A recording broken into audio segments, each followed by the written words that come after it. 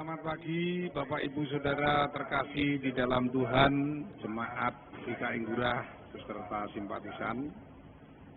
Pada pagi hari ini kita akan mengadakan ibadah melalui video berhubung pandemi COVID-19 masih berlangsung. Terpaksa kita menggunakan video seperti ini, tetapi tidak mengurangi semangat kita untuk memuji memuliakan nama Tuhan dan mendengarkan firman Tuhan melalui ibadah minggu ini, yaitu 26 April 2020 dengan tema hidup yang dibarui oleh Sang Firman. Warta jemaat yang perlu saya sampaikan bahwa setelah ibadah ini nanti Bapak Ibu Saudara bisa memberikan sebagai rasa syukur kita kepada Tuhan melalui persembahan, baik persembahan minggu, persembahan bulanan maupun persembahan syukur, bisa disampaikan melalui kantong kolektor atau melalui amplop, kemudian disampaikan di gereja pada setiap hari Rabu sampai dengan Sabtu pukul 8 sampai 15. Dan kita bersyukur bahwa pelaksanaan pemilihan majelis atau penatua sudah berjalan dengan lancar. Mohon jemaat dan simpatisan bisa terus mendukung dalam doa supaya proses selanjutnya bisa berjalan dengan lancar. Mari kita mulai ibadah kita. Saya mohon baik yang ada di gereja maupun yang ada di rumah untuk bangkit berdiri. Mari kita bangkit berdiri. Kita pujikan pujian dari Kidung Jemaat nomor 18 bait yang pertama. Allah hadir bagi kita.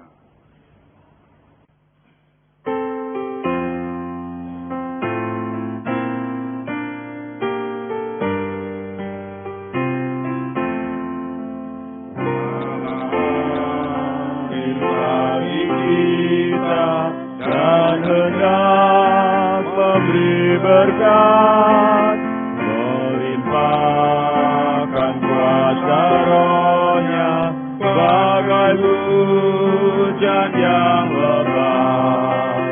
Dengan Roh Kudus ya Tuhan, ku masuk berkatilah, baharui hati kami, oh curahkan kurnia.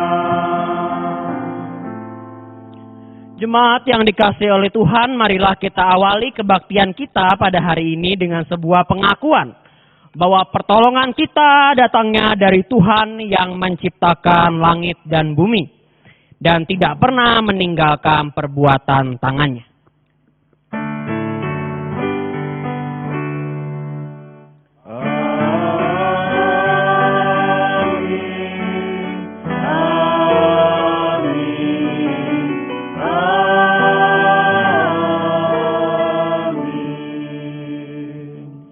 Kiranya kasih karunia dari Allah Bapa, Putra dan Roh Kudus menyertai saudara sekalian.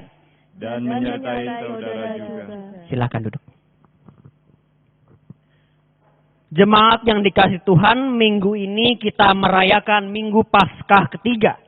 Dan melalui firman-Nya pada hari ini kita bersama-sama diajak untuk bisa memahami pembaharuan pikiran dalam Kristus Yesus dan firman-Nya.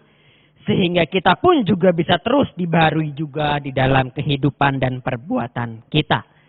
Mari Bapak Ibu untuk meresponnya kita menyanyikan lagu dari NKB 130 bait yang pertama, Hidup yang Jujur.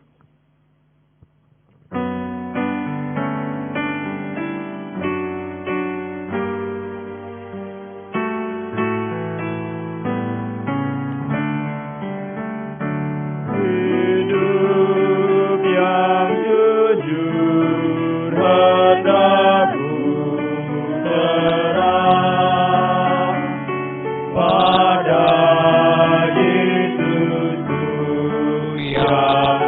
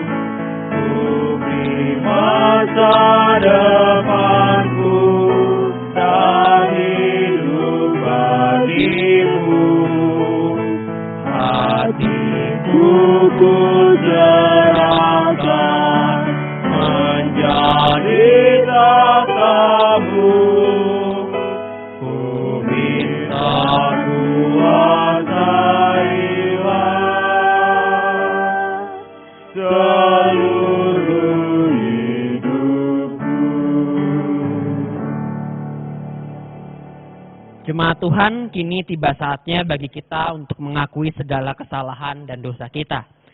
Saya memberikan waktu kepada jemaat untuk sekarang bersaat teduh sejenak, menundukkan kepala dan mengaku apa saja yang telah kita perbuat.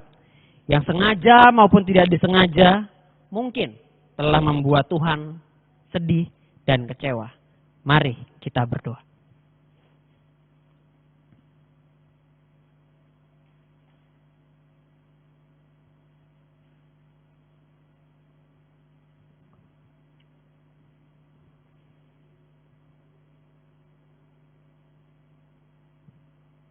Tuhan, inilah kami anak-anak-Mu yang masih terus melakukan kesalahan di hadapan Engkau. Di dalam pikiran, kata, dan perbuatan yang kami lakukan, kami mengecewakan Engkau. Tuhan, ampunilah kami. Layakanlah kami kembali ya Tuhan, supaya bisa kembali ke hadapan-Mu. Dalam nama Tuhan Yesus Kristus kami berdoa. Amin. NKB 34, Setiamu Tuhanku tiada bertara.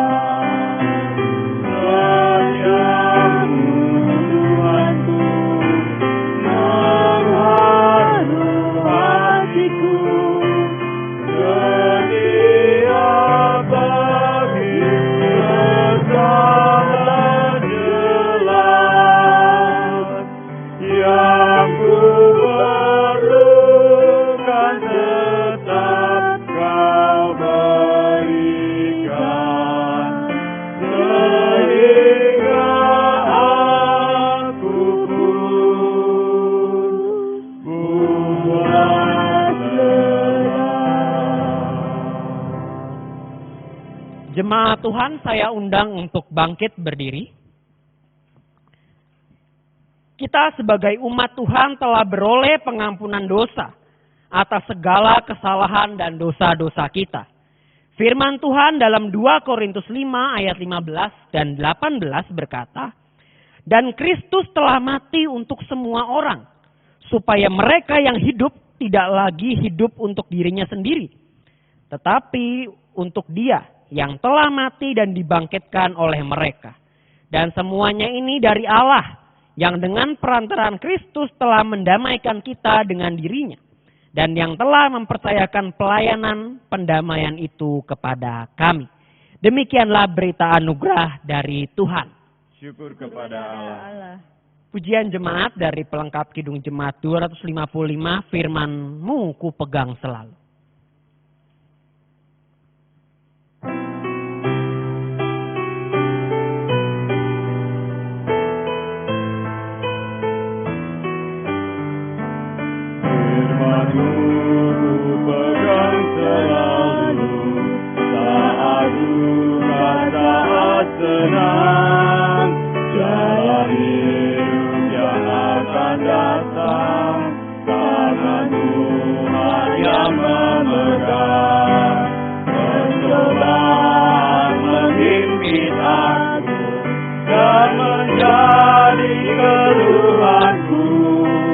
Firman-Mu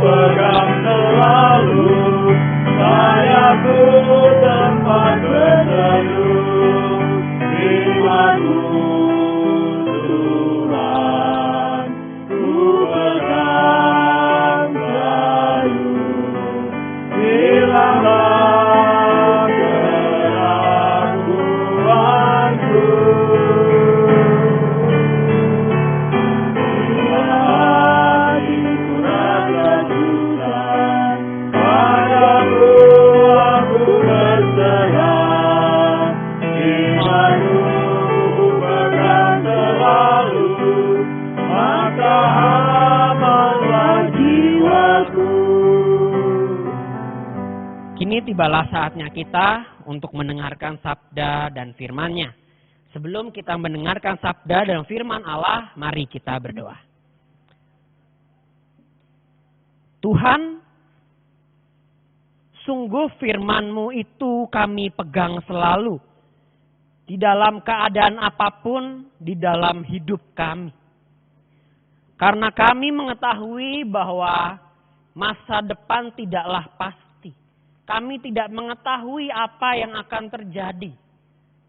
Tapi kami menyadari dan mengimani bahwa firman-Mu itulah yang akan membawa kami kepada jalan-Mu.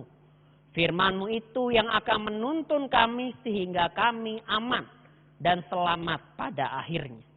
Kiranya firman-Mu pada pagi hari ini menolong kami ya Tuhan.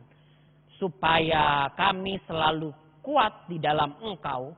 Dan mengingat-Mu serta firman di dalam kehidupan sehari-hari. Tolonglah kami, buka mata hati dan telinga kami. Kiranya firman-Mu ini menjadi nyata di dalam kehidupan. Di dalam nama Tuhan Yesus Kristus kami berdoa dan mengucap syukur. Amin. Jemaat Tuhan, marilah kita membuka Alkitab kita. Dari Lukas 24 ayat 13 hingga 35. Lukas pasalnya yang ke-24 ayat 13 hingga 35. Yesus menampakkan diri di jalan ke Emmaus. Pada hari itu juga dua orang dari murid-murid Yesus pergi ke sebuah kampung bernama Emmaus. Yang terletak kira-kira 7 mil jauhnya dari Yerusalem. Dan mereka bercakap-cakap tentang segala sesuatu yang telah terjadi. Ketika mereka sedang bercakap-cakap dan bertukar pikiran, datanglah Yesus sendiri mendekati mereka. Lalu berjalan bersama-sama dengan mereka. Tetapi ada sesuatu yang menghalangi mata mereka. Sehingga mereka tidak mengenal Dia. Yesus berkata kepada mereka, "Apakah yang kamu percakapkan sementara kamu berjalan?" Maka berhentilah mereka dengan muka muram. Seorang dari mereka yang bernama Kleopas menjawabnya, "Adakah engkau satu-satunya orang asing di Yerusalem yang tidak tahu apa yang terjadi di situ pada hari-hari belakangan ini?" Katanya kepada mereka, "Apakah itu?" Jawab mereka, "Apa yang terjadi dengan Yesus orang Nazaret? Dia adalah seorang nabi yang berkuasa dalam pekerjaan dan perkataan di hadapan Allah dan di depan seluruh bangsa kami. Tetapi imam-imam kepala dan pemimpin-pemimpin kami telah menyerahkan dia untuk dihukum mati dan mereka telah menyalibkannya. Padahal kami dahulu mengharapkan bahwa dialah yang datang untuk membebaskan bangsa Israel. Tetapi sementara itu telah lewat 3 hari sejak semuanya itu terjadi. Tetapi beberapa perempuan dari kalangan kami telah mengejutkan kami. Pagi-pagi buta mereka telah pergi ke kubur dan mereka tidak menemukan mayatnya. Lalu mereka datang dengan berita bahwa telah kelihatan kepada mereka malaikat-malaikat yang mengatakan bahwa ia hidup. Dan beberapa teman kami telah pergi ke kubur itu dan mendapati bahwa memang benar yang dikatakan perempuan-perempuan itu. Tetapi dia tidak mereka lihat. Lalu ia berkata kepada mereka, "Hai kamu orang bodoh, betapa lambannya hatimu, sehingga kamu tidak percaya segala sesuatu yang telah dikatakan para nabi. Bukankah Mesias harus menderita semuanya itu untuk masuk ke dalam kemuliaannya?" Lalu ia menjelaskan kepada mereka apa yang tertulis tentang dia dalam seluruh kitab suci, mulai dari kitab-kitab Musa dan segala kitab nabi-nabi. Mereka mendekati kampung yang mereka tuju, lalu ia berbuat seolah-olah hendak meneruskan perjalanannya. Tetapi mereka sangat mendesaknya, katanya, "Tinggallah bersama-sama dengan kami, sebab hari telah menjelang malam dan matahari hampir terbenam." Lalu masuklah ia untuk tinggal bersama-sama dengan mereka. Waktu ia duduk makan dengan mereka, ia mengambil roti mengucap berkat, lalu memecah-mecahkannya dan memberikannya kepada mereka. Ketika itu terbukalah mata mereka dan mereka pun mengenal dia. Tetapi ia lenyap dari tengah-tengah mereka. Kata mereka seorang kepada yang lain, bukankah hati kita berkobar-kobar ketika ia berbicara dengan kita di tengah jalan dan ketika ia menerangkan kitab suci kepada kita? Lalu bangunlah mereka dan terus kembali ke Yerusalem. Di situ mereka mendapati ke-11 murid itu. Mereka sedang berkumpul bersama-sama dengan teman-teman mereka. Kata mereka itu, sesungguhnya Tuhan telah bangkit dan telah menampakkan diri kepada Simon.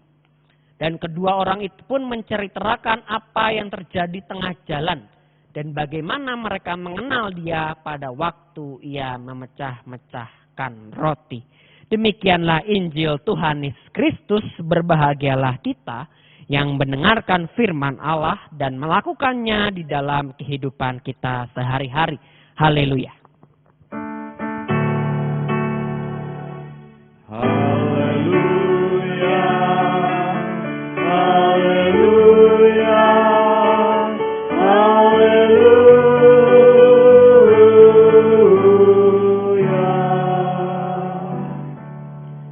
Jemaat yang dikasihi Tuhan, pada umumnya orang yang mengaku beragama akan mengatakan bahwa ada beberapa hal yang bisa dilakukan untuk mendekatkan diri kepada Tuhan.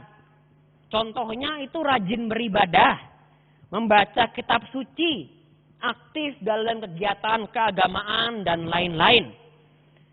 Kalau diterjemahkan dalam bahasa kekristenan, maka hal-hal ini menjadi rajin datang beribadah ke gereja, rajin membaca Alkitab dan mendalami firman Tuhan, aktif dalam pelayanan di gereja maupun aktivis menjadi pengurus, menjadi penatua atau anggota dalam komisi dan bidang pelayanan lainnya.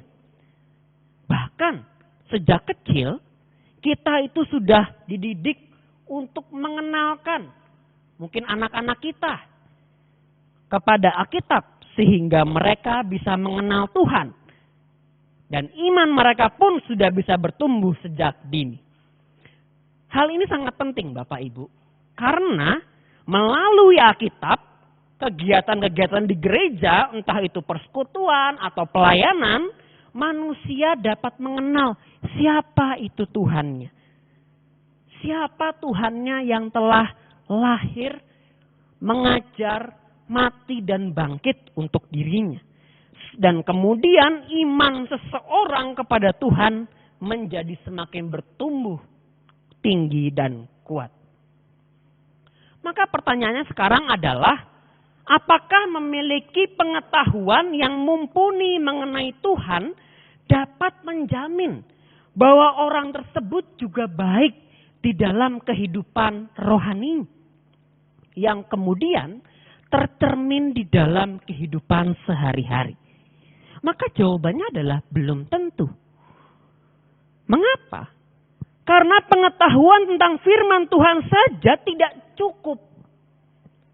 Murid Kristus yang sesungguhnya, yang sejati, selain memiliki pengetahuan tentang Tuhan dan firman-Nya, juga harus memiliki pengalaman pribadi dengan Sang Allah yang menyentuh hatinya, yang mengubahkan dirinya secara mendalam, kemudian dapat dilakukan dan tercermin dalam kata dan perbuatan. Dan Bapak Ibu jemaat Tuhan, hal inilah yang akan kita bahas bersama dalam perenungan kita pada pagi hari ini. Yaitu bagaimana kita sebagai murid Tuhan yang telah mendengar dan mengetahui firman-Nya itu harus hidup di dalam dunia.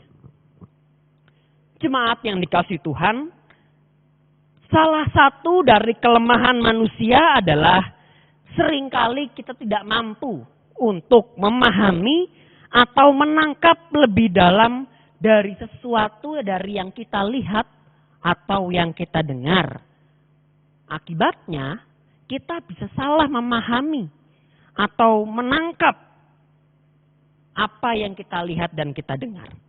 Dan hal ini yang kemudian terjadi, yang dialami juga oleh kedua murid Yesus ketika mereka sedang berjalan menuju sebuah kampung yang bernama Emmaus.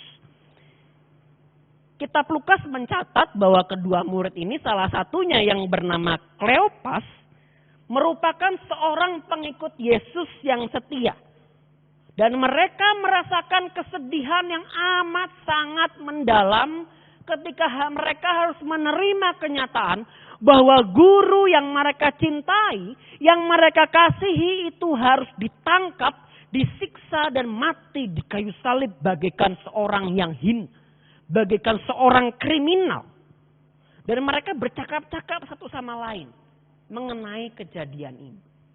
Tiba-tiba Yesus muncul di tengah-tengah mereka lalu bertanya kepada mereka, berbicara, mereka sedang ngomongin apa sih? Lalu mereka menjawab, tidak tahukah kamu kejadian yang sedang terjadi di Yerusalem yang paling hot sekarang ini? Kleopas dan salah muridnya yang satunya lagi tidak menyadari bahwa ia sedang berbicara dengan Yesus. Mereka menceritakan bahwa guru mereka yang katanya sangat hebat, yang memiliki kuasa, yang mengajar, melakukan mukjizat, hal-hal luar biasa di hadapan bangsa Israel dan di hadapan Allah, telah mati ditangkap oleh para pemimpin agama Yahudi. Padahal mereka berharap bahwa Yesuslah guru mereka itu yang akan membebaskan mereka dari cengkraman bangsa asing, yang memimpin bangsa Israel menang melawan di dalam peperangan. Di sini kita bisa melihat bahwa ternyata sekelas murid Yesus yang bertemu dengan Yesus langsung, yang berbicara, yang hidup bersama-sama dengan Yesus, itu bisa salah memahami apa yang menjadi perkataan Yesus. Mereka salah memaknai apa yang menjadi tujuan hidup Yesus di dalam dunia. Mereka tidak memahami apa yang menjadi misi Yesus. Mereka mengira bahwa Yesus ini adalah benar-benar Mesias yang membawa kemenangan bagi bangsa Israel.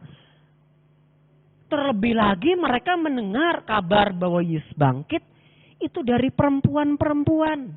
Pada masa itu perempuan-perempuan kesaksian tidak dianggap dengan begitu baik. Mata dan hati mereka terkunci. Karena mereka tidak mengalami. Mereka tidak membuka diri mereka akan kuasa Tuhan yang sedang terjadi di depan mata mereka. Yesus telah bangkit. Yesus telah mengalahkan kematian.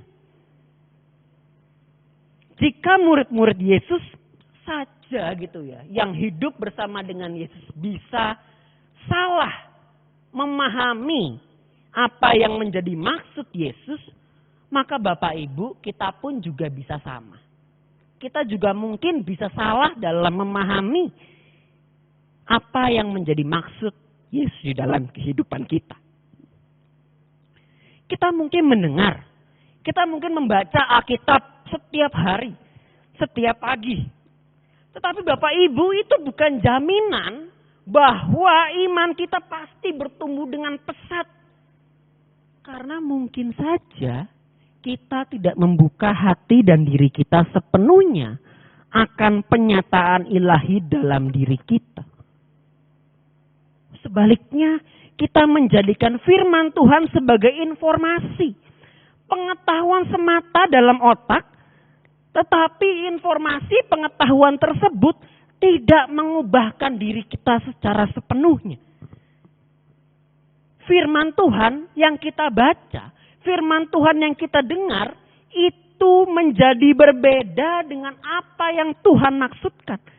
Karena kita memahaminya sesuai dengan apa yang menjadi keinginan kita. Sama seperti murid-murid Yesus yang memaknai pengajaran Yesus sesuai dengan keinginan mereka. Kita pun juga bisa demikian. Mengartikan apa itu firman Tuhan, itu sesuai dengan apa yang menjadi kita inginkan. Maka Yesus pun kemudian menegur kedua muridnya. Bahkan dengan keras mengatakan bahwa mereka adalah orang-orang bodoh. Karena tidak membiarkan hatinya dikuasai oleh firman Allah. Baik melalui Yesus dan para nabi. Mereka telah salah memahami perjalanan dan misi Yesus di dalam dunia. Yaitu memang untuk menderita. Untuk mati di kayu salib.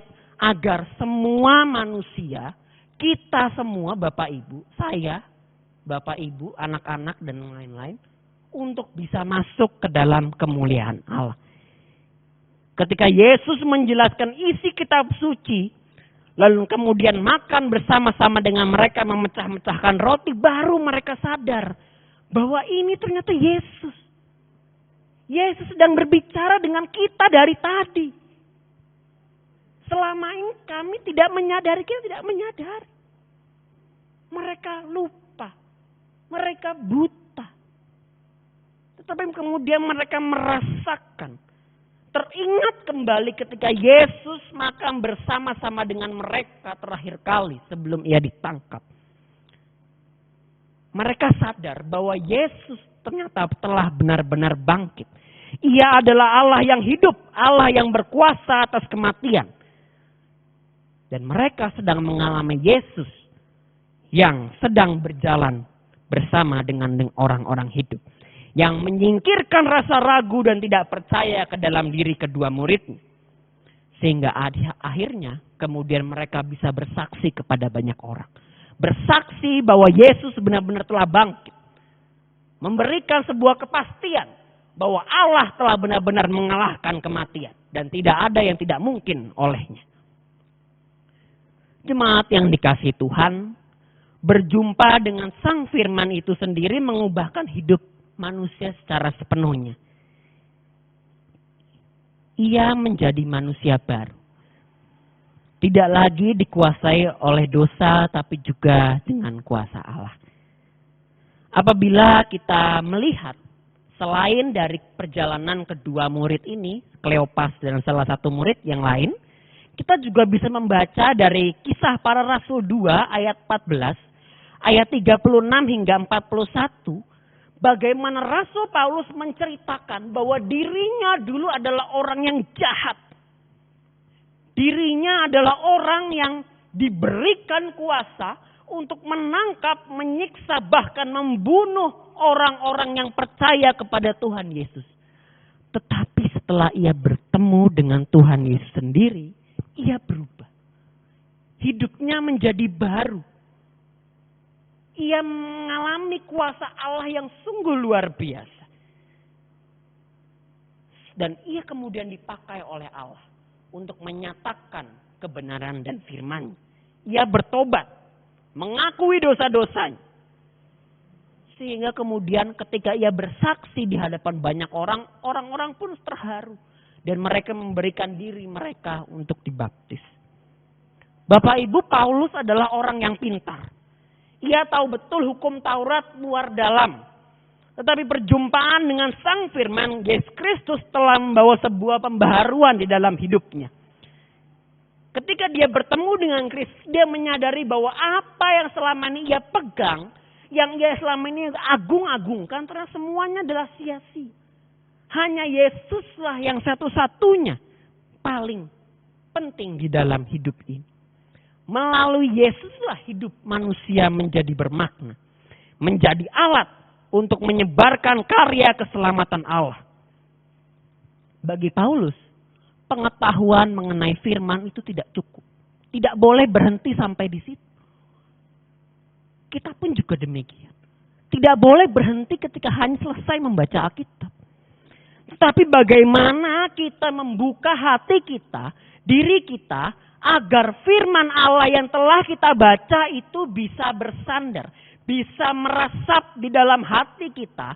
Dan kemudian kita mampu melakukannya di dalam kehidupan kita sehari-hari.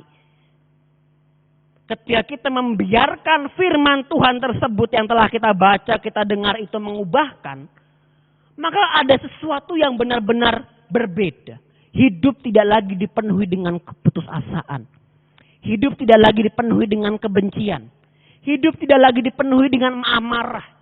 tetapi dipenuhi dengan damai sejahtera, dipenuhi dengan cinta kasih, dipenuhi dengan pengharapan, yang kemudian dilanjutkan di dalam kata dan perbuatannya kepada sesama manusia. Itu adalah orang atau ciri orang yang sungguh telah dibaharui oleh firman Allah. Bapak, Ibu, dan jemaat yang dikasihi oleh Tuhan Yesus Kristus, kisah perjumpaan kedua murid dan Paulus dengan Yesus mengajarkan kepada kita betapa pentingnya berjumpa dengan Sang Firman, yaitu Yesus Kristus sendiri. Jika kita mau untuk terus dibaharui hidupnya, maka hendaknya Bapak, Ibu, saudara-saudara, untuk memahami bahwa pemahaman akan firman Allah merupakan hal yang sangat penting.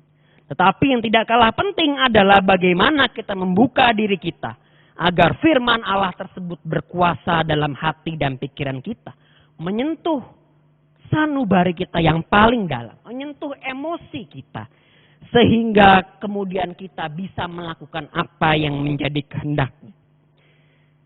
Jangan sampai kita berpikir bahwa sebagai murid Tuhan kita sudah sempurna, kita sudah hebat, kita sudah baik, karena sudah sedikit lebih tahu tentang firman Allah. Karena saya rajin ke gereja, maka harusnya apapun yang saya lakukan sudah sesuai dengan kehendak Allah atau perintah Tuhan. Karena saya sudah rajin ikut PA gitu ya, maka saya tahu betul apa yang menjadi kehendak Tuhan. Tidak, Bapak Ibu. Justru kalau kita membaca firman Tuhan, mendengarkan firman, dan membiarkan kuasa dari firman Allah tersebut bersarang dalam sanubari hati kita, dan terpancar dalam diri kata-kata dan perbuatan kita, maka kita malah menyadari bahwa saya atau kita semua ini adalah orang yang tidak sempurna. Orang yang penuh dengan kelemahan. Orang yang penuh dengan kesalahan. Dan membuka kesempatan untuk terus dibaharui. Kita semua tidak sempurna. Saya, Bapak, Ibu, saudara-saudari, tidak ada yang sempurna di hadapan Allah. Banyak orang, Bapak, Ibu, yang beragama jatuh dalam pemahaman seperti ini. Merasa bahwa saya itu terbaik atau kami golongan yang terbaik. Padahal ketika dia beragama, dia menyadari bahwa saya adalah orang berdosa yang membutuhkan Tuhan. Membutuhkan firman Allah yang membaharui diri kita sepenuhnya. Termasuk kita sebagai orang Kristen. Rendahkanlah hati kita Bapak Ibu di hadapan Tuhan. Terus belajar akan firman-Nya. Renungkan kembali dalam-dalam, baca berkali-kali. Biarkan Tuhan berbicara kepada hati kita. Teruslah berusaha untuk memperbarui diri kita. Lihat mana dari diri kita yang lemah, mana yang kurang. Sehingga kita terus belajar untuk menjadikan diri kita lebih baik di hadapan Tuhan dan sesama kita. Kiranya Tuhan kita yang sudah bangkit, yang mengalahkan kematian, selalu menolong kita di dalam kehidupan yang terus dibaharui oleh Allah. Amin.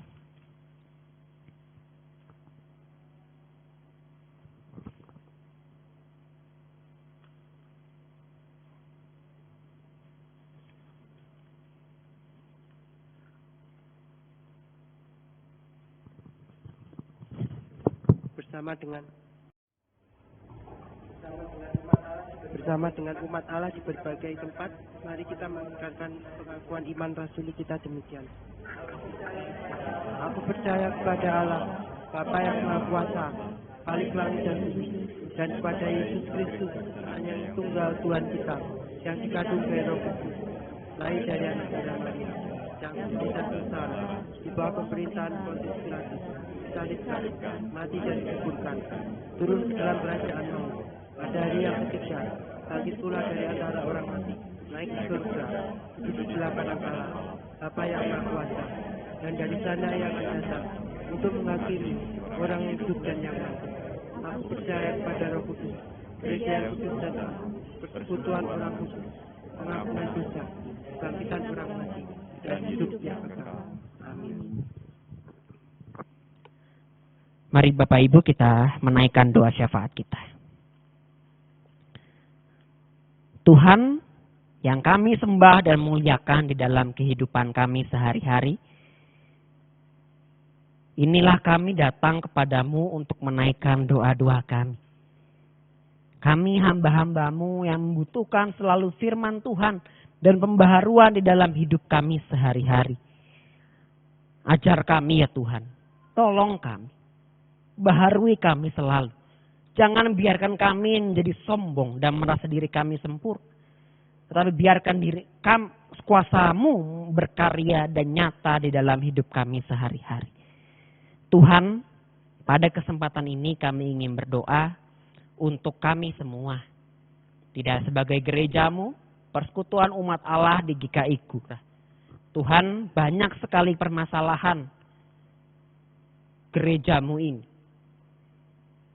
Hal-hal yang harus dipikirkan di dalam melangsungkan peribadahan maupun hal-hal yang lain untuk terus bisa menunjang kegiatan peribadahan di gereja-Mu ini. Tolonglah kami ya Tuhan, supaya Tuhan terus pelihara gereja-Mu ini. Tuhan terus nyatakan kuasa-Mu dengan sungguh luar biasa.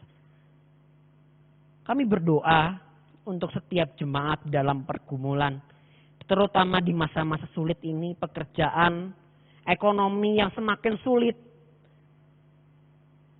Tuhan tolong kami. Untuk anak-anak kami, di dalam pendidikan mereka yang mungkin sekarang tidak bisa sekolah karena larangan untuk berkumpul bersama. Tuhan tolong Tuhan. Biarkan anak-anak kami bisa terus belajar dengan hati yang riang gembira. Mereka terus bisa merasakan indahnya bersekolah sebagai hak mereka sebagai anak-anak. Tuhan, kami juga ingin berdoa untuk jemaat kami yang sakit. Kami berdoa untuk Pak Dayat. Kami berdoa untuk Ibu Tris. Kami berdoa untuk Oma Muntiana. Kami berdoa untuk jemaat lainnya yang tidak bisa kami sebutkan satu persatu. Tuhan tolonglah hamba-hambamu ini yang sedang mengalami lemah tubuh.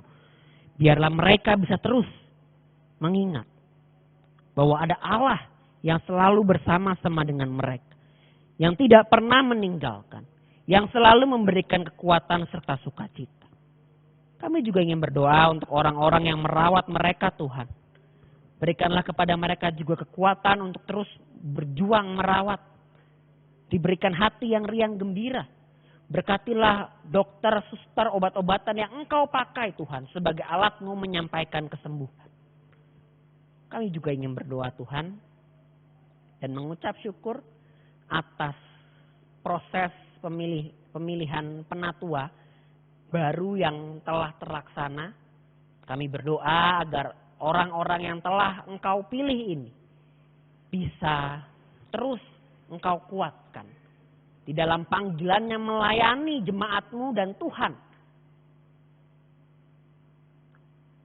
Tuhan, kami juga ingin berdoa untuk bangsa dan negara kami ya Tuhan.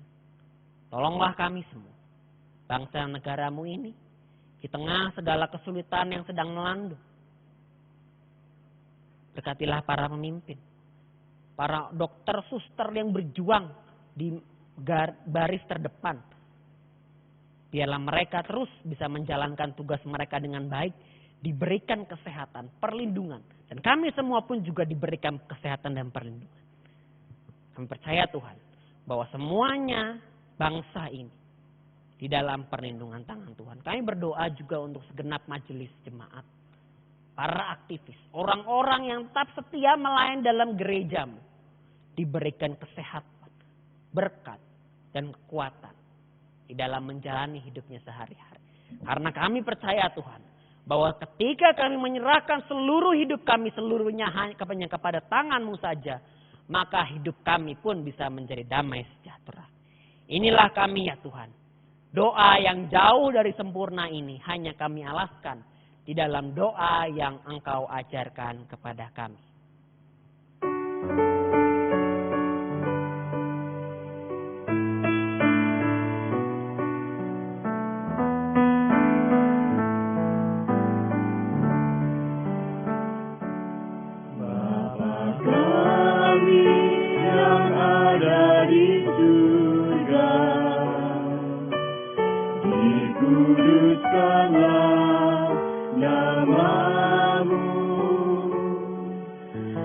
datanglah kerajaanmu, jadilah kehendakmu di bumi seperti di surga.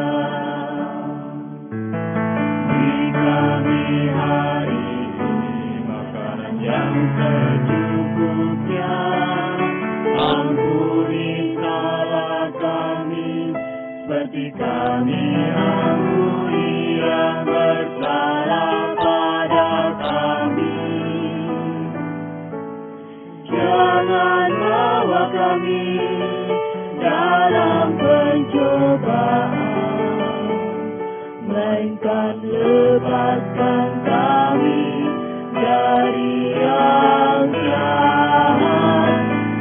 Kaulah yang punya kerajaan dan kuasa dan kemuliaan sampai selama-lamanya. Amin.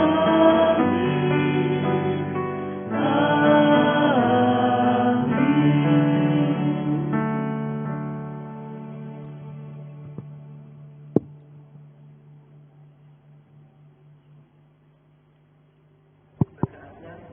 Tiba saatnya kita akan memberikan persembahan.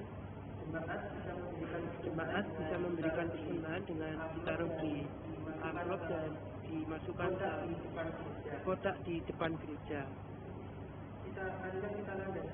Marilah kita landasi persembahan ini dengan nats dari 1 Tawarik 29 ayat 11 sampai 30 yang berbunyi demikian. Ya Tuhan, punyamulah kebesaran dan kejayaan, kehormatan, kemasyuran dan keagungan. Ya segala-galanya yang ada di langit dan di bumi. Ya Tuhan, punyamulah kerajaan dan Engkau yang tertinggi itu melebihi segala-galanya sebagai kepala. Sebab kekayaan dan kemuliaan berasal daripadamu, dan Engkaulah yang berkuasa atas segala-galanya. Dalam tanganmu-lah kekuatan dan kejayaan. Dalam tanganmu-lah kuasa membesarkan dan mengokohkan segala-galanya. Sekarang ya Allah kami bersyukur kepadamu dan memuji namamu yang agung itu. Mari kita pujikan dari KJ 450, hidup kita yang benar.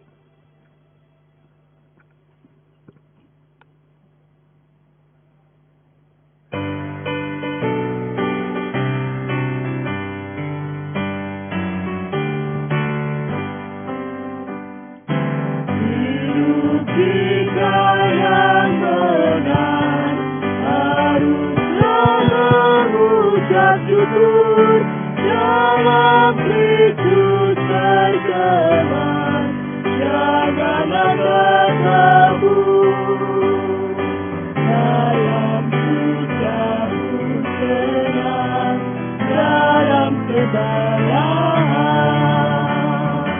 aku bermakmur dan ucap syukur, itu kehendaknya.